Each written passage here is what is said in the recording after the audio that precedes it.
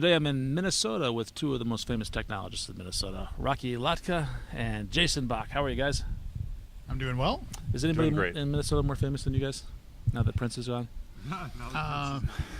Maybe Adrian Peterson. Yeah, I got nothing. And we're here at the Open Source North Conference talking about open source. Mm-hmm. You go first. Why don't you go first? 'Cause you have the most famous open source library, I think, in the history of .NET, right? So the oldest one. So you go first. I'd like to think it's the most famous, but I doubt it. But it probably is the oldest, yes. CSLA.net is a open source framework that its origins pre.NET go back to 1996, I believe, or 97. or so, something like that. It's 19 years old. 19 Next years year is old. my 20-year anniversary of CSLA. Oh So. my gosh, a lot of our audience is younger than Yeah, your it's framework. probably true. So I've spent a lot of time in the open source world, and in fact got inspired to be involved in it before it was called open source. Back when it used to be called shareware and freeware. Oh, okay. That was really. Well, how did you I used to built my share? career on top of all that stuff, and Well, let's talk about it's- your open source project, which is now now it's officially known as open source. When you started that, how did you start sharing it? Originally, it was part of a book, so Okay. it was documented in a book, and So was and the part disc of the in the back of the book? yes. It was? No. Yeah. The first book there was, because the internet didn't really exist as we think Right. about it yet. So yeah, it was a There was disc. actually like a There was a CD in the back of the first book. Okay, and then later on it became a link to an FTP site, probably.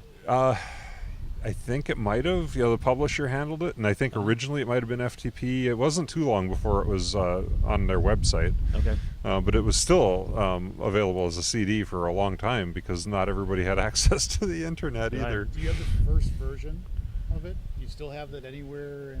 I do. I have it in a box actually in a storage in the locker Rocky now, Lhotka I Museum. think. Yep. It's in Yep. the East Wing, I think. Yeah. I probably never would, but my wife was like, "Oh, you got to keep this stuff," so we put it in a box. Yep. I'm curious how has open source evolved over the years? How did open source originate? Do you know the history of it? Quite a bit of it. I think it started with people just wanting to share cool ideas and cool code, and they started just giving their code away to coworkers, fellow people in academia. My first encounter, and Jason's going to love this, was when I was a Deck Vax guy. You love to talk about the backs. But there was a user group, a large international group called the Deck User Group, or DECUS, and twice a year they would issue magnetic tapes, so the big reel tapes, full of freeware and shareware. Oh wow! So if you had a reader in your house, a reel in your house, Well, yeah, and you're off. Yeah, like you do. As everyone. But like I said, this is how I built my career. I mean, there was a lot of amazing tools and things that we were able to leverage in my work that frankly kind of set me apart, because I was the guy digging through these tapes, finding this and going, this would Finding the solve this treasures. problem, Oh, right? Nice. This is more or less at the same time that Richard Stallman was creating what we now think of as copyleft, or the GPL, and the GNU Foundation, and all of the different open source C++, C tools. Basically they recreated all the Unix command line tools using a completely open source, Right. copylefted compiler. That ultimately gave way to Linux, and so I would say there's kind of two lines of open source, at least the way I think about it. There's the people that really just want to give stuff away and make the world a better place and don't want to get sued. Right. And then there's people that are essentially trying to engineer social and political change by creating all information should be free, all software should be free, and not free as in puppies or beer, but free as in speech. So if I say something, or if I give you access to my code, you shouldn't be able to take my code then and use it for anything that's not also open. Oh, Right. interesting. All right. So There's got to be some revenue somewhere. We do have to eat. Like I think if I remember correctly, you were making money on the book. You were giving the software for free, and hope people would like the software enough to buy the book. And Well, then there that would be are that would be a lot of revenue different stream. revenue streams around open source. One is what I've chosen to do over the years and keep writing books and speaking and generating revenue that way. Some people or organizations sell services around their Right. open source tools.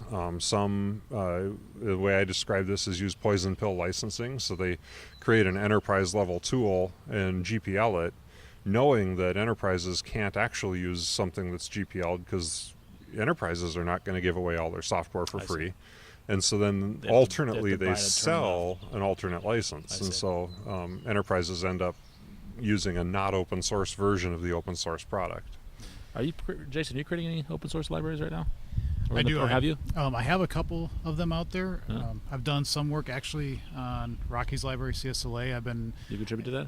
yeah, I write analyzers for Oh. CSLA. So that's a new feature that's in .NET 4.6 and Visual Studio 2015 with the new compiler. Mhm. So you can do diagnostics and analyze code and find issues. Because like CSLA, like a lot of frameworks, has idioms and things that you should follow.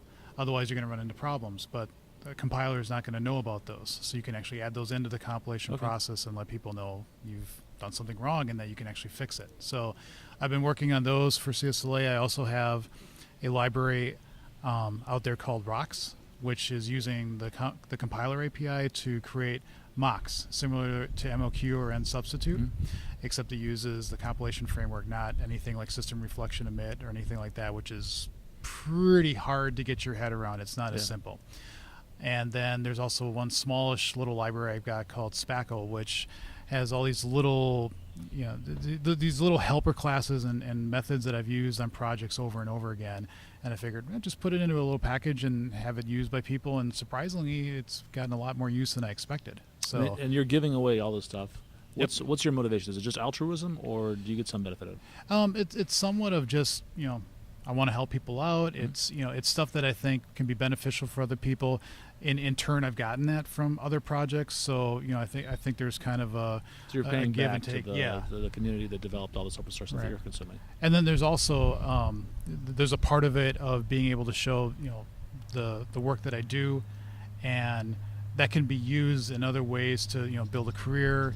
To be able to show, if somebody had asked me, well, what have you done lately? I mean, I've been working at Magenic now for 15 years, so I don't have to go out and interview at places. But if you are interviewing and you want to go somewhere, that's one big advantage to have. Is somebody says, well, what have you worked on? What have you done? You could just point to a GitHub repo and say, there you go. This There is you what go. I'm doing. So And your even though you haven't changed jobs in a long time, your clients that Magenic has, they know of you, and that gives that credibility walking right in the door. it's similar to writing a book. I mean, if you write a book on software development, which Rocky's done and I've done, you're not doing it to feed your retirement early. Not a technical book, no. If you're Not lucky, with you a- may get not with a 12-month shelf life. right. I mean, if you're lucky and you get that book that has it's I think a little bit more overarching and can hit on more generalistic terms, even then though you're not going to be making oodles of cash Yeah. doing it, but it's to springboard other things in your career, and I see that similar with OSS as well, is to show that you out in the open. This is how I code, and you're kind of putting yourself out there, for everybody to see, Yeah. and what you do well, and maybe potentially what you don't do well. Does that change the way you guys code? You know that people are going to be looking at this? Like, if you're writing enterprise software, or writing something for yourself, I may get a little sloppy. I'm not saying I do, but, but putting it up for the world to see, I may spell my variable names correctly, for example.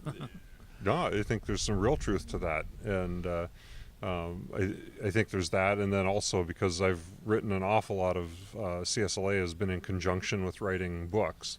All that stuff ends up published in a book form, and so you also have to go through what gets put into the book and really look carefully at the spelling, I suppose, but Yeah, also it's not spelling, is it? you- There's you other wanna ways make- of being sloppy. You in want to your make sure code. the code is consistent and readable, and, Uh-huh. and yeah, I would say it improves the quality overall.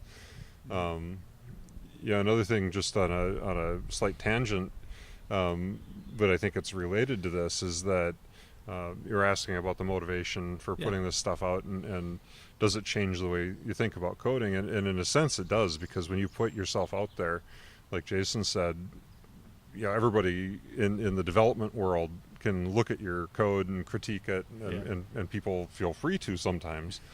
So in one sense, you can't go into this with any big ego, because if you do, well, people do, right? And then open source projects collapse because they put their code out there and get negative feedback. And then, I mean, there have been numerous examples where projects have collapsed because the original author is like, wow, well, if that's how you feel, I'm not going to do this anymore. Take my ball and go home. Well, I mean, to be fair, there are some mean people on the internet. Oh, really? You've noticed. But I think the interesting thing, though, is that conversely, you will never do this if you don't have an ego. Yes. Right. And there's a bit of showing off that's going on. There's a bit of showing off, and there's no doubt that if you're a shy, reticent person that doesn't have enough of an ego to put yourself out there, you're not going to put yourself out there, and so it's kind of a oxymoron almost. Right, you need a bit of a thick skin then. A little bit of both. There's almost always some criticism. There is one thing when you were talking about putting code out there in the open source world, that does that raise your game? Does that make you get a little bit more concerned that what you're producing is not of the highest quality that you can do, and you're gonna be are you gonna be worried that people are going to find way too much wrong with your code? There is a part of that, but I think something also with open source that people have to keep in mind is that there have been projects where there have been severe bugs in the code base for years. I think there was one with SSL that was just found, within the last year, that had been in the code base for a very long time. Nobody ever saw it. Nobody ever noticed it until finally somebody did and took advantage of it and did some extremely nefarious things with it.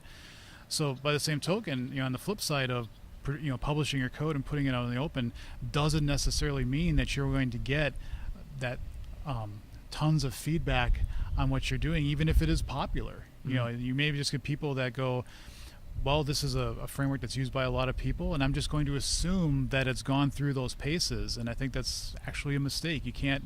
There are companies that we've talked to at Magenic that actually have a very strong vetting process internally with open source components, because they're very concerned about security holes and very concerned about reliability, and so they'll actually do their own vetting process to make sure that even if it's been out in the open for years, that it's got to match the criteria that they're looking for. Otherwise, they just won't use it. So, do you think the world of open source has changed over the years, the last few years? Yeah, I think it has. I think it's become a lot more visible.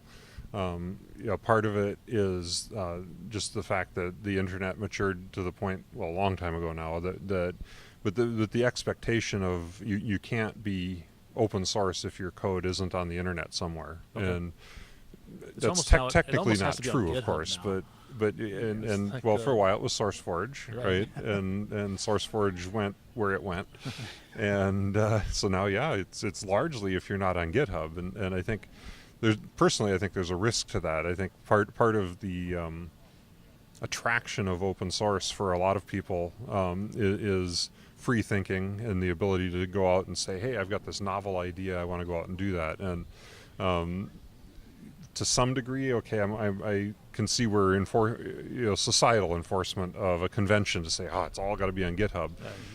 But really, there's no real reason for that other than that makes it easier to find stuff. It's the same kind of social shunning that we see in other aspects of life sometimes, right? It's like, if you're not on GitHub, you're not real, right? And it's like, well. I used to run a Wildcat bulletin board. I used it mostly just to exchange files with our customers, but a lot of people were using that. That was the GitHub of the day. Just to exchange programs, or exchange software, exchange utilities. Yeah.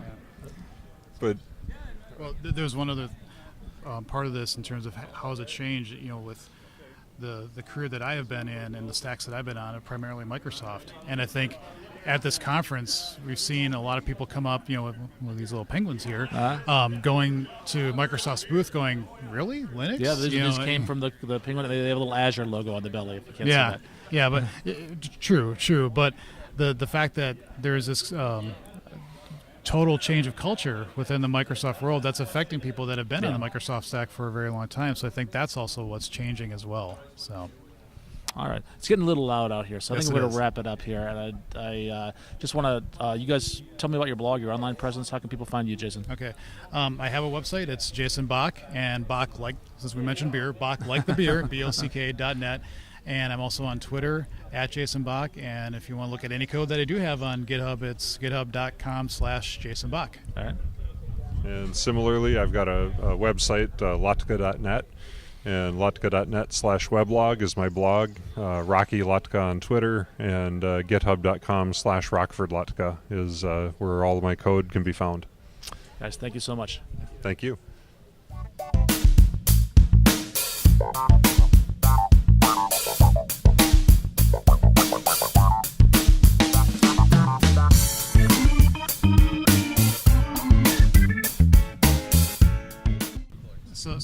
So if I talk about the show Friends, did they ever talk about any technology on that show?